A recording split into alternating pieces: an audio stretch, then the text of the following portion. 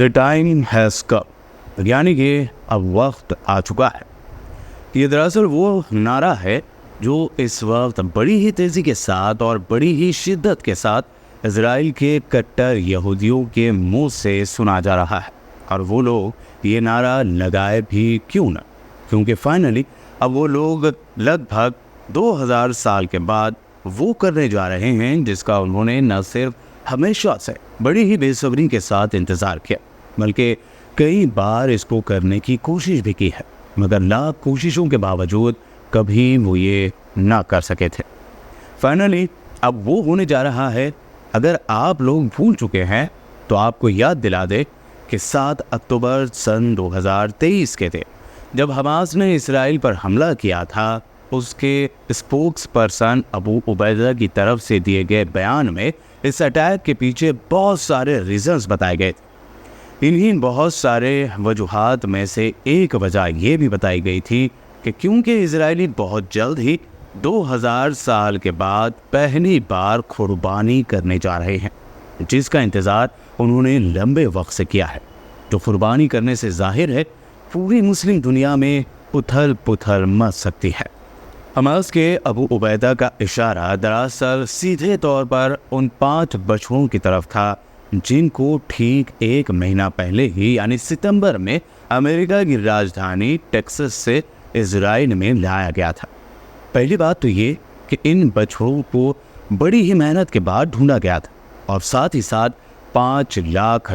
کی ایک موٹی رقم سے خرید کر انہیں لایا گیا تھا۔ پلان کلیئر تھا کہ اسرائیل میں لانے کے بعد ان کی اچھی طریقے سے دیکھ بھال کی جائے گی، ان کی پرورش کی جائے گی، اور پھر اگلے ہی سال یعنی 2024 کے اپریل کے مہینے میں مسجد اقصیٰ کے ٹھیک سامنے جو پہاڑ ہے اس پر ان بچڑوں کی قربانی دی جائے گی۔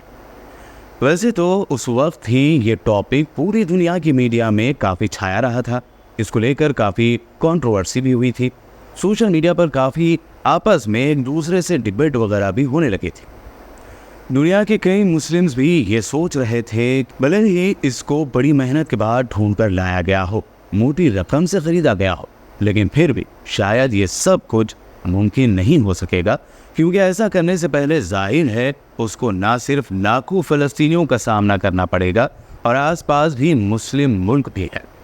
مسلم دنیا کے علاوہ باقی دنیا کا پریشر بھی اسرائیل یا پھر کٹر یہودیوں کو یہ سب کرنے نہیں دے گا، مگر وہ سارے ہی اندازے غلط ثابت ہوئے،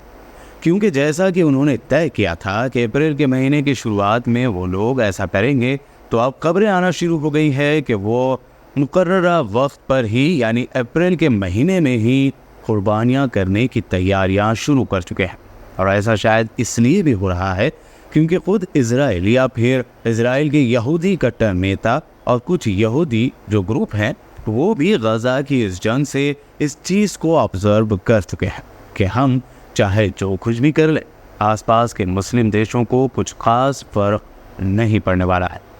مگر اب سوال یہ ہے کہ آخر ان 5 بچڑوں کی قربانی پر اتنا زیادہ ہلہ کیوں؟ آخر یہ لوگ قربانی کر ہی کیوں رہے ہیں؟ اور جب یہ قربانی کر لیں گے تب اس کے بعد کیا ہوگا؟ تو سب سے پہلے آپ کو بتا دیں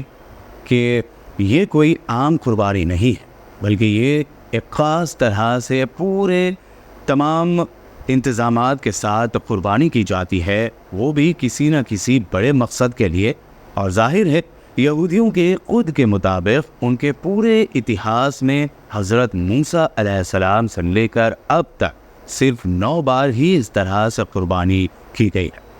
آخری بار کی جو قربانی کی گئی ہے وہ 9th قربانی تھی، وہ آج سے لگ بھگ 2000 سال پہلے اس وقت کی گئی تھی جب ان کا سیکنڈ ٹیمپل یعنی کہ ہیکل سلیمانی وغیرہ موجود ہوا کرتا تھا، مگر پھر اسی دور میں ہی رومن امپائر نے ان کے سیکنڈ ٹیمپل کو سب سے جو مقدس جگہ ان کی ہوا کرتی تھی اس کو پوری طرح سے تباہ اور برباد کر دیا تھا، اور تب سے لے کر آج تک یعنی کہ پچھلے 2000 سال میں پھر ایک مرتبہ اس طرح کی کوئی قربانی نہیں ہو سکی۔ یہودی ربیوں کا بھی لمبے وقت سے ماننا ہے کہ جو اب اگلی یعنی کہ 10ویں قربانی ہوگی اس کے ہوتے ہی ہم ایج آف مسیحا یعنی کہ اپنے اس مسیحا کے دور میں داخل ہو جائیں گے جس کا ہم لمبے وقت سے انتظار کر رہے ہیں. یاد رہے دوستوں کہ جس کو یہودی لوگ اپنا مسیحا کہتے ہیں اور جس کو وہ بڑی ہی شدت کے ساتھ جس کا انتظار کر رہے ہیں، مسلم اسکالرز کے مطابق یہ دراصل دجال ہوگا. مسلم اسکالرز کے مطابق یہ وہی دجال ہوگا جس کا کنسیپٹ اسلام میں پایا جاتا ہے اور جو اسلام کے مطابق قیامت سے پہلے ہماری اس دنیا میں ظاہر ہوگا. یہی وجہ ہے کہ اگر ایک بار یہ قربانی وغیرہ ہو گئی تو پھر مسجد اقصیٰ کے جہاں سے پہلے سے ہی بہت ساری جھڑپوں وغیرہ کی خبریں آ رہی ہیں اور آتی رہتی ہیں، وہاں پر کٹر یہودیوں کی طرف سے حملے اتنے زیادہ بڑھ جائیں گے جتنے پہلے کبھی محسوس ہی نہیں کیے گئے، کیونکہ قربانی کے بعد اگلا ٹارگٹ مسجد اقصیٰ کا ڈسٹرکشن یعنی کہ مسجد اقصیٰ کو شہید کرنا ہی ہوگا، کیونکہ ان ایکسٹریمسٹ یہودیوں کا یہی ماننا ہے کہ مسیحا کے آنے سے پہلے ہمارا وہ ٹیمپل بنانا ضروری ہے جس کو 2000 سال پہلے رومن امپائر کی طرف سے ختم کر دیا گیا تھا، تباہ کر دیا گیا تھا، جس کو یہ لوگ سیکنڈ ٹیمپل کے نام سے یاد کرتے ہیں. جبکہ یہ جو تیسری بار بنانے کی کوشش کر رہے ہیں اس کو تھرڈ ٹیمپل کا نام دیا جاتا ہے. یہاں پر غور کرنے والی بات یہ ہے کہ ان لوگوں کا یہ ماننا ہے کہ ہمارا وہ سیکنڈ ٹیمپل جس کو 2000 سال پہلے ختم کر دیا گیا تھا وہ دراصل ٹھیک اسی جگہ پر موجود ہوا کرتا تھا جہاں پر آج مسلمانوں کی مسجد اقصیٰ موجود ہے، جس کو اسلام میں مکہ مدینہ کے بعد تیسرا سب سے مقدس مقام یا جگہ مانا جاتا ہے. So you're happy with it where it is? No, it's going to go 100%, but I believe It's gonna go. it's 100%. Yeah, the whole thing is going to go. We have to build a temple. When you say that Dome of the Rock has to go,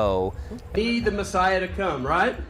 So for me, the red heifer, it's red for the blood of Jesus Christ. کل ملا کر third temple یعنی کہ ہیکل سلیمانی کی جس کو وہ بنانا چاہتے ہیں، اس وقت اسرائیل کے بہت سارے کٹر یہودیوں کا یہ بہت بڑا ان کا سپنا ہے.